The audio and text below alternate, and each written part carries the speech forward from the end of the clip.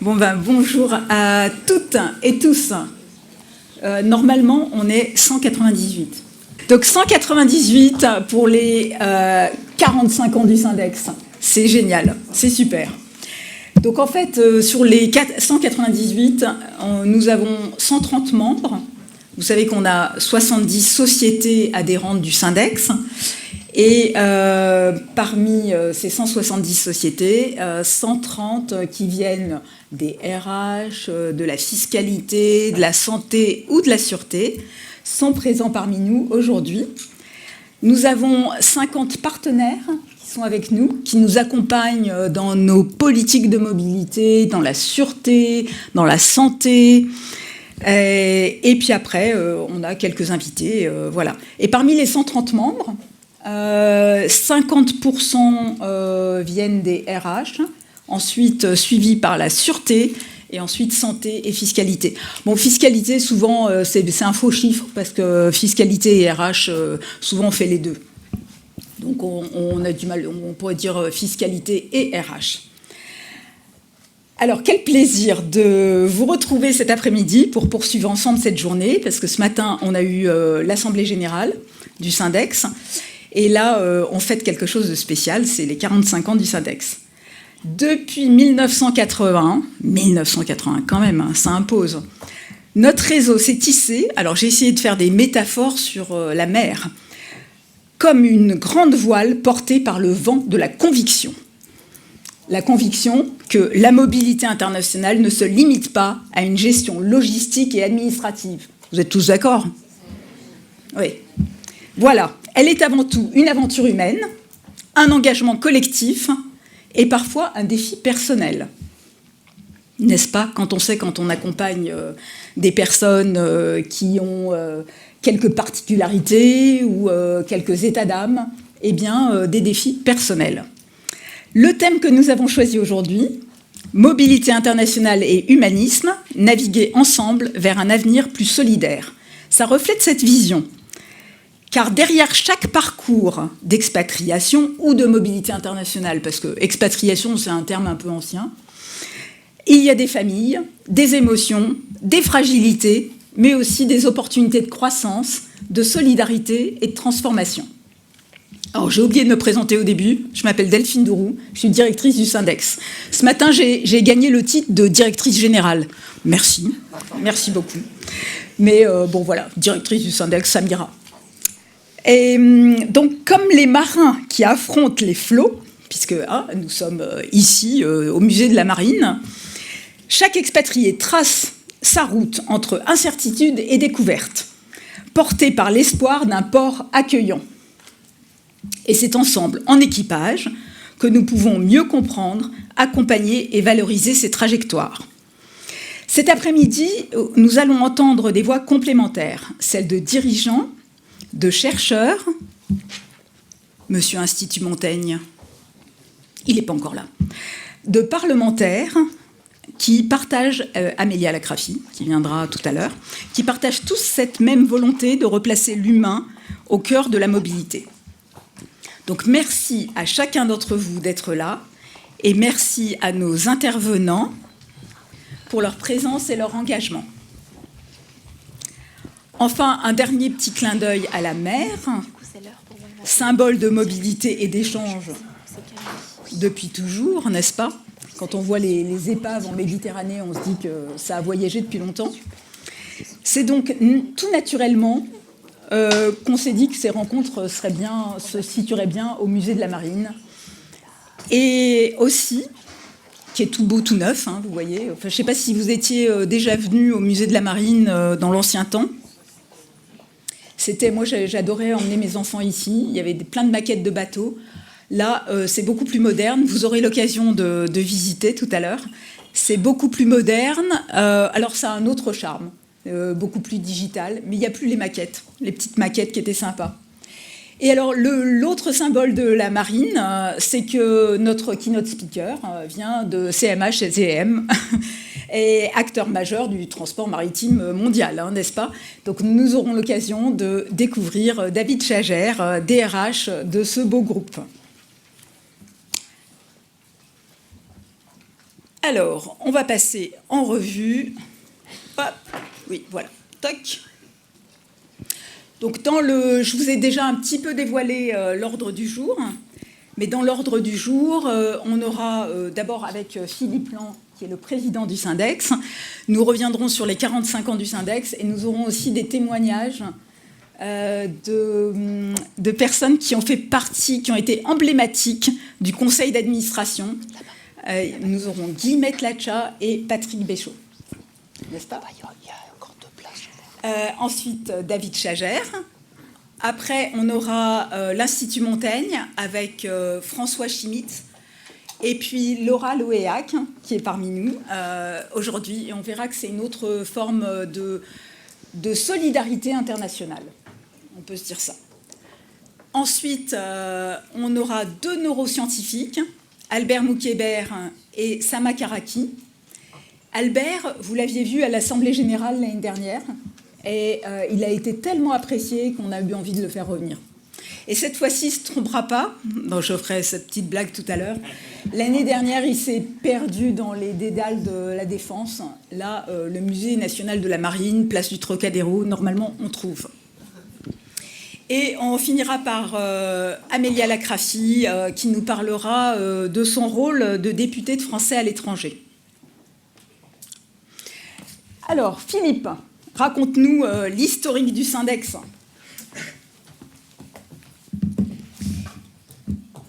Merci Delphine. Bonjour à tous. C'est toujours un immense plaisir de vous dire quelques mots, je dirais, donc à l'occasion d'une part des assemblées générales, mais d'autre part, je dirais, de ces rencontres du Syndex. Donc ces rencontres 2025 sont toutes spéciales, puisque nous célébrons donc les 45 ans du Syndex.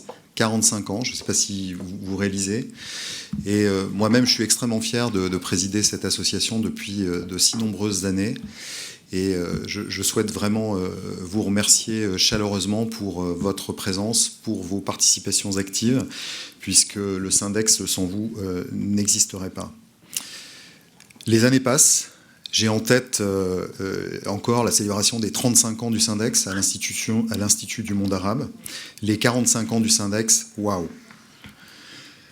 C'est une association qui est plus vivante que jamais. Quel rayonnement, quel enthousiasme et quelle capacité à ouvrir des horizons.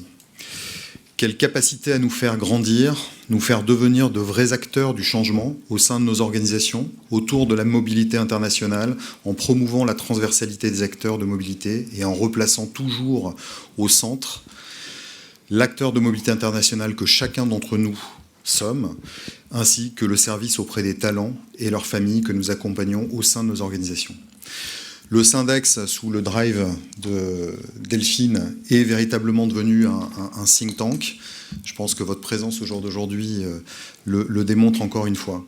En 1980, j'étais trop jeune pour avoir pris le virus du Syndex à ce moment-là. Je l'ai pris dans les années 2000, où j'ai rejoint le Syndex à cette époque, toujours pour ST Microelectronics. Et à l'époque, certains d'entre vous se rappelleront peut-être de notre directeur général qui était Monsieur Lebrun avec son enregistreur. Mais tout ça pour vous dire que je dirais qu'il y a une expérience énorme derrière le Syndex. Depuis, quel développement? Je pense qu'on peut passer à la prochaine charte. Alors c'est ici. Il y a un siège debout. Là, le vert. Ok, superbe. Et donc, notre organisation a grandi et je pense qu'il faut qu'on soit tous conscients, je dirais, de la scope d'audience que nous avons développée. Ces 10 dernières années, l'audience du Syndex et le nombre de membres a évolué de plus de 30%. Je vous rappelle que tout le monde qui veut ne rentre pas au Syndex. Il y a un certain nombre de critères qui sont extrêmement stricts. Ces dernières années, nous sommes heureux d'avoir accueilli un certain nombre d'acteurs majeurs, notamment de l'industrie du luxe et des infrastructures de transport. Derrière, bien évidemment, ces entreprises, c'est plus de 500 membres actifs Et au passage, je veux saluer effectivement les taux et les niveaux de participation à l'ensemble des commissions qui sont extrêmement forts, extrêmement stables. Et d'autre part, je dirais, on s'est calé post-Covid avec la possibilité de participer en digital. Nous avons plus de 40 partenaires au sein de notre écosystème et institutions. Et donc, in fine, le Syndex, c'est 40 000 expatriés et leurs familles. Donc, en gros, vous pouvez multiplier par 2, 3, je dirais, donc l'audience et la population pour qui le Syndex compte. 30% de croissance ces 10 dernières années, donc on peut être fier de tout cela. Et mes chers amis, il n'y a pas de hasard. La qualité du contenu, l'ouverture sous des angles multiples, c'est ça qui fait la force du Syndex. Nous sommes un réseau toujours plus fort, toujours plus fiable, et j'ose dire un réseau d'exception. Merci pour tout cela, à vous tous qui faites confiance au Syndex depuis si longtemps, et merci à notre directrice générale Delphine pour son drive exceptionnel. Le Syndex, ce sont des acteurs experts et reconnus. Inutile de rappeler la notoriété, la force de la commission Sûreté internationale, la force de la commission Santé, la force de la commission RH, ainsi que la commission Fiscalité. Mais aussi, et ces différentes commissions sont des référents de premier plan pour les autorités françaises, mais aussi européennes. Dans un contexte géopolitique et géostratégique plus complexe, plus difficile que jamais, au milieu de conflits, de guerres économiques sino-américaines, le Syndex est plus indispensable, plus solide que jamais. Delphine m'a dit « Raconte pourquoi tu es le président du Syndex depuis autant d'années ». Et elle a raison. Tout d'abord, au sein du Syndex, finalement, on aborde toutes les problématiques auxquelles sont confrontées une entreprise globale. Et donc, c'est extrêmement riche comme échange. On a la chance, effectivement, de côtoyer des personnalités, effectivement, de premier plan. Et toutes les problématiques, finalement, sont abordées, aussi bien dans le domaine RH, santé, fiscalité. L'accès à des experts de premier plan, comme je le disais, des personnalités de premier plan. C'est une force énorme, c'est l'accès à une expertise et au réseau particulièrement appréciable dans des situations de crise. Le support des autorités, le modus operandi disponible avec les patrons de commission face à tout type de situation sécuritaire, santé, RH. Mon record, je dirais, d'obtention d'un support avec le Syndex, c'est l'accès au ministre du Travail en 15 minutes. Donc concrètement, le Syndex est véritablement une force, c'est une réalité. Les risques sanitaires et psychosociaux ou une grande maîtrise, on a une grande maîtrise, une grande expérience de cela au Syndex. La mobilité virtuelle, la taxation des LTI en mobilité, la compétence est là. Bref, le Syndex, ce n'est pas nice to have, c'est beaucoup plus. Le Syndex, c'est aussi un conseil d'administration solide et ce sont des membres historiques au sein du Conseil, qui ont fait l'histoire du Syndex et avec qui, pour certains, nous sommes liés depuis 30 ans. Ce type de fiabilité dans les relations, ça n'a pas de prix. Aussi, nous sommes heureux d'accueillir les membres historiques du Conseil, et notamment Guillemette Lachla, qui est l'ancienne et présidente de la Commission Santé. Donc on est extrêmement fiers et très reconnaissants à Guillemette d'être là avec nous au jour d'aujourd'hui. Donc, je vous souhaite une excellente après-midi avec nous tous et je vous souhaite d'excellentes rencontres du Syndex.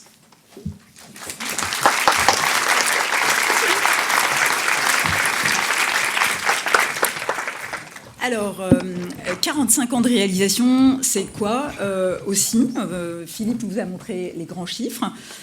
Bien sûr, plus de 40 000 expats, mais c'est aussi cette convention conjointe, dite convention du Syndex, qui est quand même un symbole, c'est un acte fondateur, même si elle est sortie elle a été créée en 2001. Nous avons 40 sociétés signataires. La convention conjointe, c'est quoi? C'est pour le conjoint partenaire la possibilité d'avoir un congé sans solde pendant la durée de l'expatriation de son conjoint.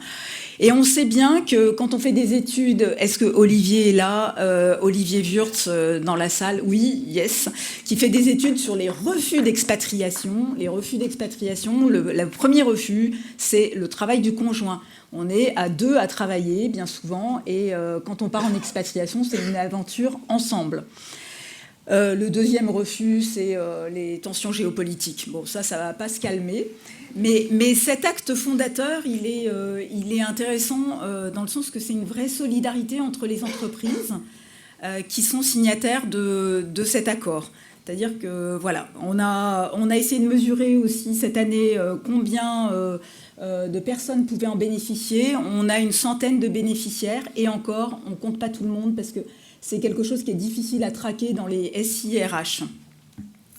Donc ça, c'est un bel acte du Syndex. Bien sûr, on aimerait aller plus loin. On aimerait que chaque conjoint trouve un travail. Ça, c'est encore autre chose. C'est le next step. Le conseil d'administration, aujourd'hui, nous avons voilà, les membres du conseil d'administration. Alors, vous avez des sociétés qui font partie des membres fondateurs et puis d'autres qui se sont ajoutées au fil des années.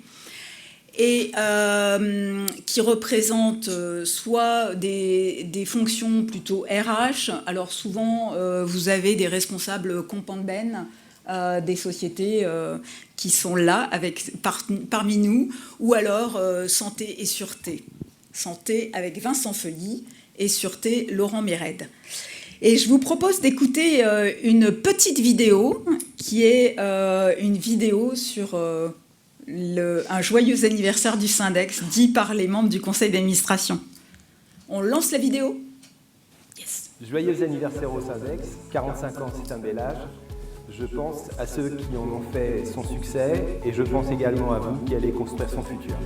Bel anniversaire au Syndex, 45 ans, quel bel âge pour notre réseau, c'est grâce à vous. 45 ans, c'est 45 ans de professionnalisme qui ont construit la crédibilité du Syndex. Joyeux anniversaire au Syndex.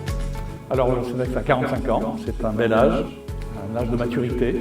On a construit beaucoup de choses sur ces 45 années et il reste encore beaucoup de choses à construire dans les 45 années à venir. Joyeux anniversaire au Syndex. Joyeux anniversaire au Syndex, 45 ans c'est beaucoup, mais la communauté reste jeune dans l'état d'esprit, on sait sans cesse innover, les matériaux qui sortent, les conventions qui sortent restent toujours à la pointe de l'innovation, donc 45 ans, un grand âge mais un état d'esprit qui reste très jeune. Depuis une vingtaine d'années que je participe au Syndex, ce qui m'a le plus marqué, c'est deux choses. Le rajeunissement des responsables et des représentants sûreté et la féminisation aussi des responsables sûreté. Pour moi, c'est la plus grande satisfaction. En tant que directeur sûreté, mais aussi en tant que père de deux filles, de voir que les perspectives et que le métier de la sûreté est aussi ouvert aux femmes, y compris du milieu civil. Donc, longue vie au Syndex et je souhaite encore une grande évolution. C'est aussi des valeurs d'ouverture, de partage, de bienveillance. Et ce n'est pas juste écrit sur un texte, c'est la réalité telle que nous la vivons depuis quelques années dans notre association. 45 ans, 20 ans, encore 20 ans devant nous, que du bonheur. Ouais, merci Laurent.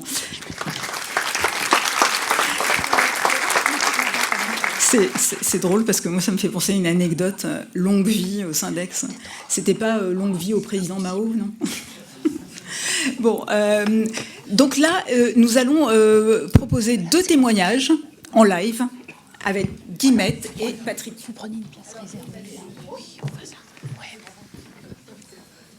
As-tu une anecdote à nous raconter? J'en ai plein, je suis désolée, je suis très impressionnée par tout cet honneur qu'on me fait, parce que je pense réellement que le Syndex, c'est un travail de groupe. Donc on l'a beaucoup dit, Philippe l'a beaucoup dit, le réseau est essentiel.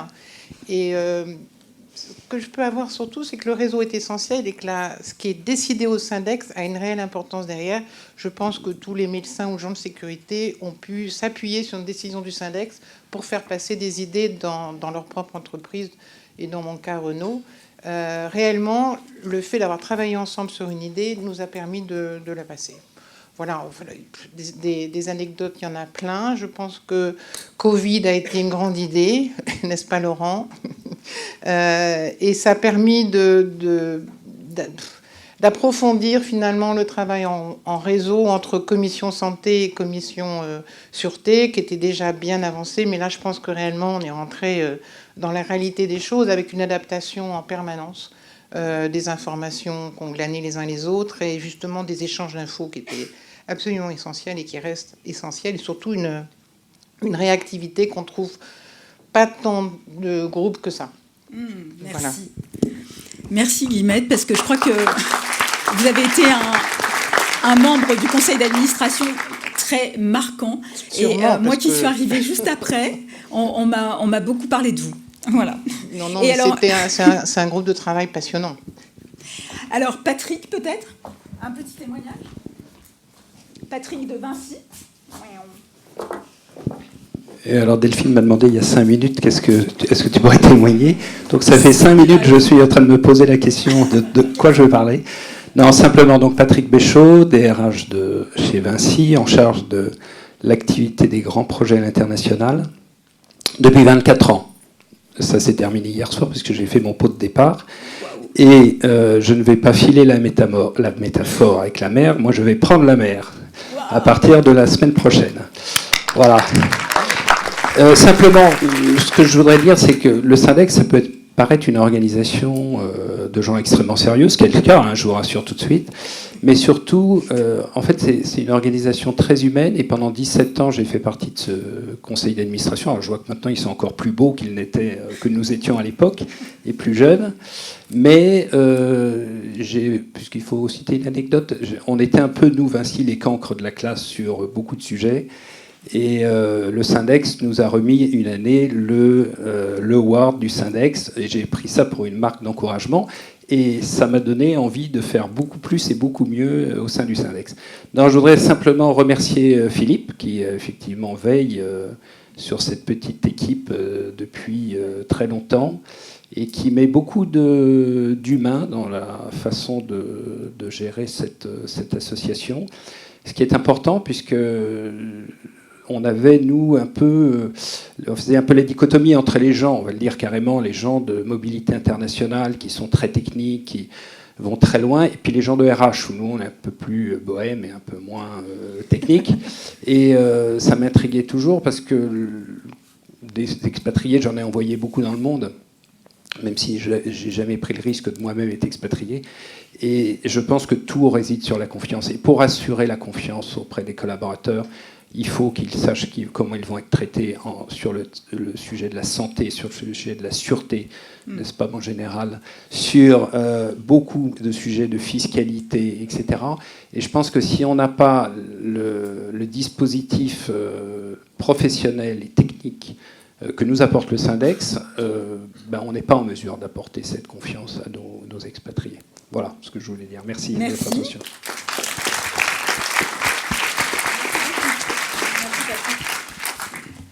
Alors, bien sûr, nous avons 4 disciplines au Syndex. Donc, je le rappelle pour ceux qui sont externes au Syndex. Une discipline RH, mobilité internationale. Donc là, vous avez plusieurs membres du conseil d'administration qui sont RH dans leur entreprise. Une commission sûreté avec Laurent Méred. Une commission santé avec Vincent Feuilly. Où est passé Vincent? Yes, voilà. Et puis une commission fiscalité avec Emmanuel Gros. Et alors, je propose que chacun d'entre vous témoigne. Vous y attendiez, non? Je ne sais plus. Et on va commencer par Emmanuel. Bonjour à tous, en tout cas, bienvenue. C'est vrai que c'est impressionnant de voir tout ce monde, tout le monde réuni ici. Ça redonne confiance dans le métier, dans ce qu'on fait. Donc moi, je m'occupe depuis 2024 de la commission fiscalité avec Delphine. C'est une association de travail, en tout cas, qui est très agréable et très motivante parce que les membres, justement, proposent aussi des sujets. La participation est très assidue. Et puis la fiscalité, c'est un monde qui bouge, il se passe toujours quelque chose. Rien n'est jamais comme hier et rien ne sera jamais comme demain. Donc il faut toujours être un petit peu en veille et en action. Et justement, on a déjà des sujets prévus pour la rentrée. Et toutes les idées et tous les thèmes que vous pouvez vouloir aborder sont les bienvenus parce que justement, l'intérêt, c'est de progresser ensemble et de traiter tous ces sujets avec vous et pour mieux travailler et mettre ça en place dans nos sociétés. Voilà. Et merci à vous donc de votre participation et de votre contribution. Merci. Alors ensuite, Laurent, peut-être Vincent. Micro. Wow. Merci Delphine. Les crises sanitaires font partie du XXIe siècle. Ça a été aussi pour la commission santé un moment de rencontre et de pouvoir partager ces fameux sujets. J'ai en tête, on a eu les crises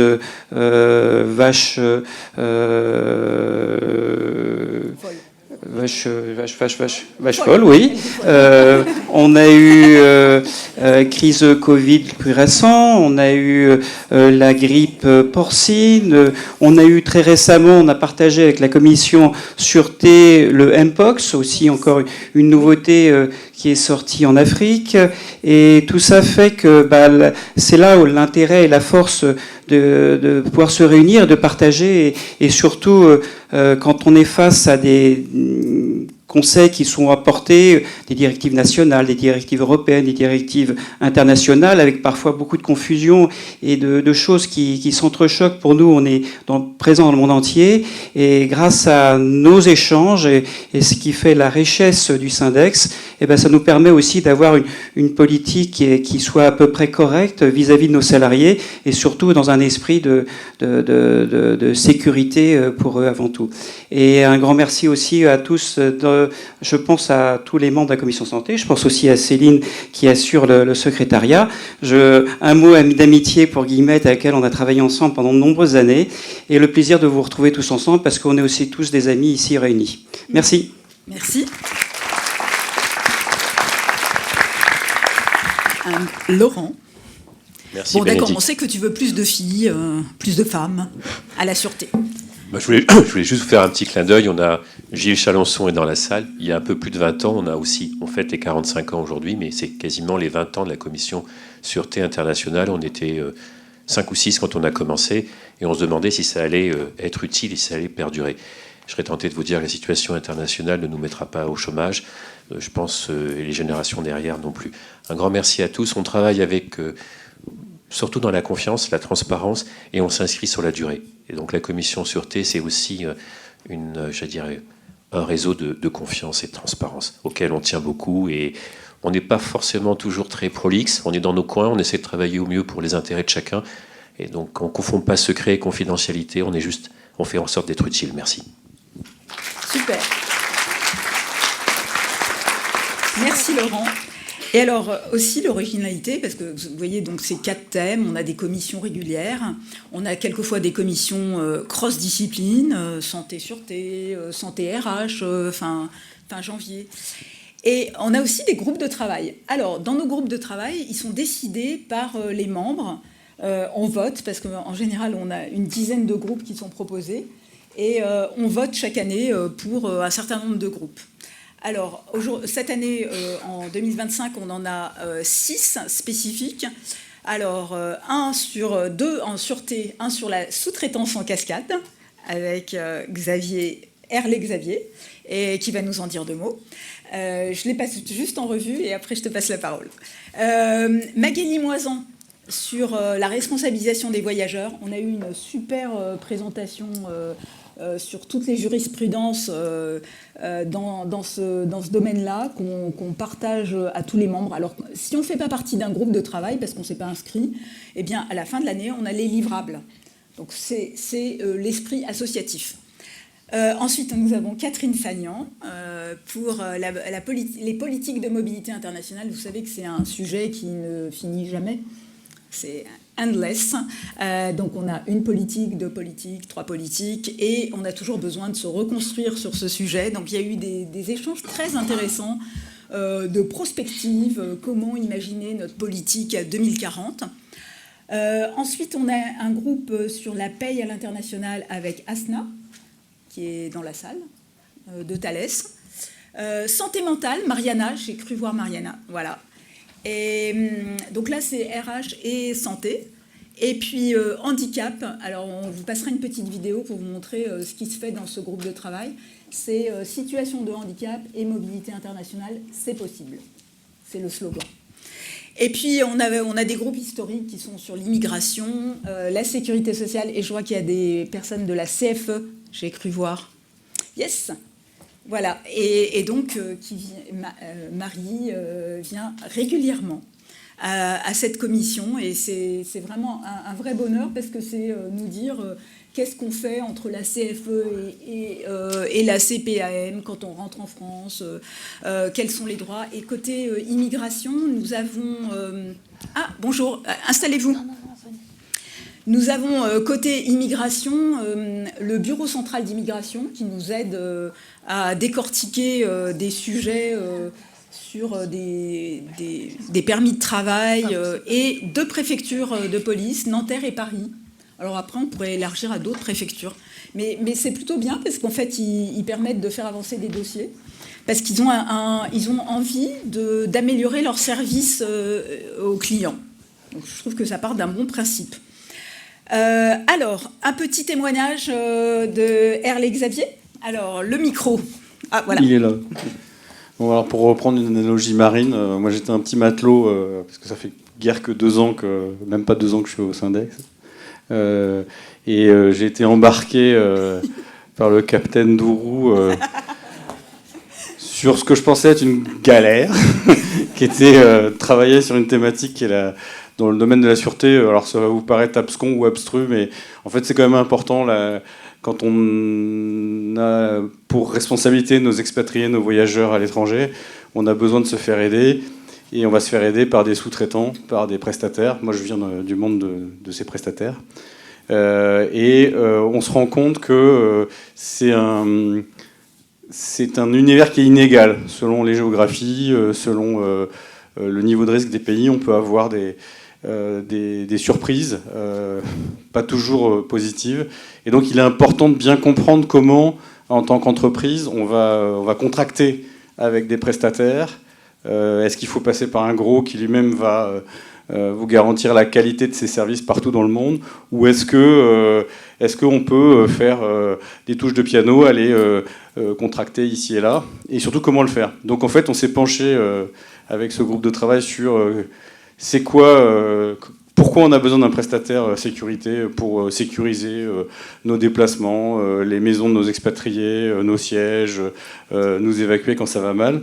Et ensuite, on s'est dit, qu'est-ce qu'on peut délivrer de tangible et quelle que soit la spécialité du membre du Syndex considéré, qu'on se place en RH, en médical ou en sûreté, c'est quoi les choses concrètes qu'on peut livrer. Et on s'est dit, si on peut faire une chose correctement, en croisant nos expériences, en faisant venir des intervenants, et merci à Delphine d'avoir fait venir une société qui s'appelle Cassini, qui nous a fait un topo très intéressant sur la sous-traitance en Afrique. Puis on va faire venir aussi des acteurs qui font des lois sur la sous-traitance dans le domaine de la sûreté.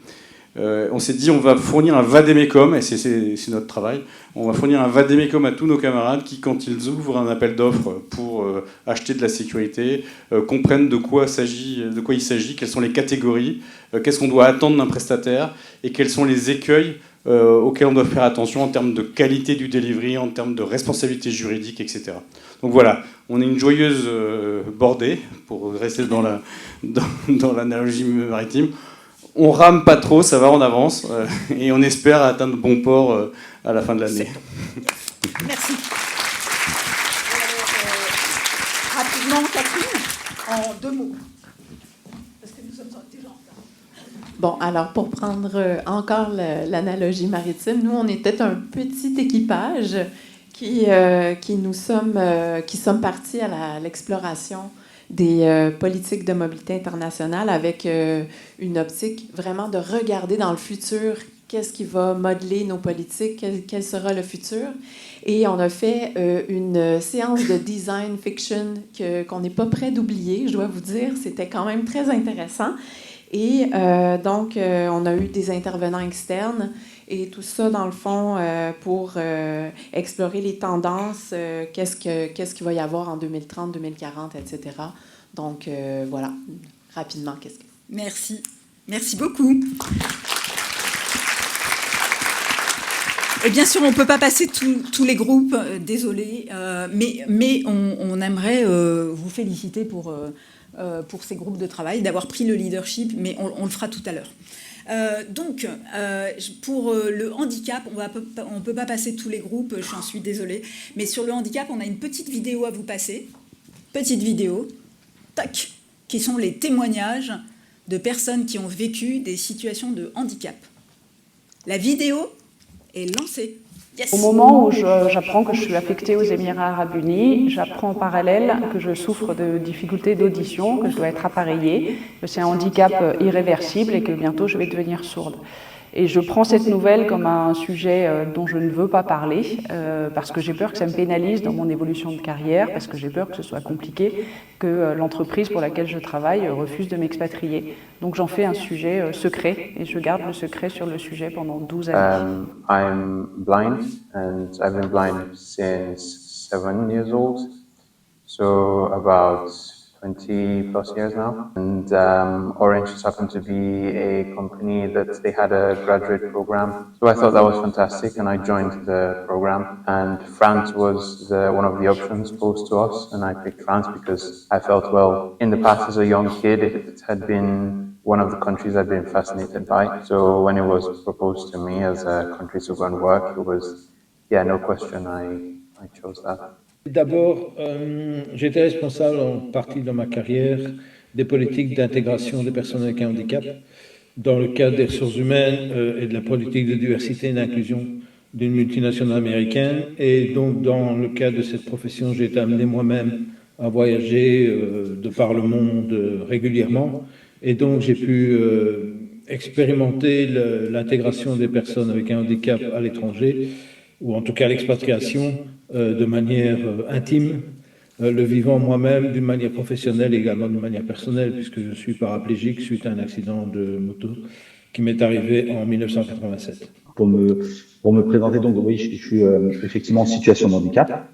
Mon handicap est survenu à la suite d'un accident de la voie publique que j'ai eu lorsque j'avais 16 ans, où j'ai été fauché par une voiture et j'étais en mobilette.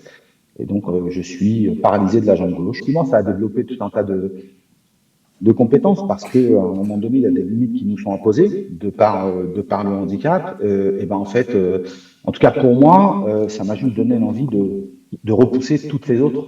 Et donc, j'ai été expatrié 3 ans au Maroc. J'étais basé à Casablanca entre 2013 et 2016. Et j'y ai allé en fait pour occuper la fonction de directeur administratif et financier de toute la région Nord et Ouest Afrique. Donc je suis parti en expatriation en Tanzanie en 2021 pour participer à un projet d'installation d'un pipeline en Tanzanie, entre l'Ouganda et la Tanzanie. Et on y est resté 3 ans, on est parti en famille. Au moment du départ en expat, on était en plein Covid, donc en gros, à cette époque-là, les salariés qui étaient appelés à partir en expat partaient seuls, sans leur famille. Et moi, j'ai pu, entre guillemets, grâce au handicap de Clément, partir en famille, parce que justement, on devait être en famille pour tous les soins que Clément devait avoir au jour le jour. Et donc, on est parti, Clément a un spina bifida, donc c'est une malformation de la moelle épinière qui arrive avant la naissance. Et donc, ça entraîne différents types de handicaps. Et ben voilà. Donc,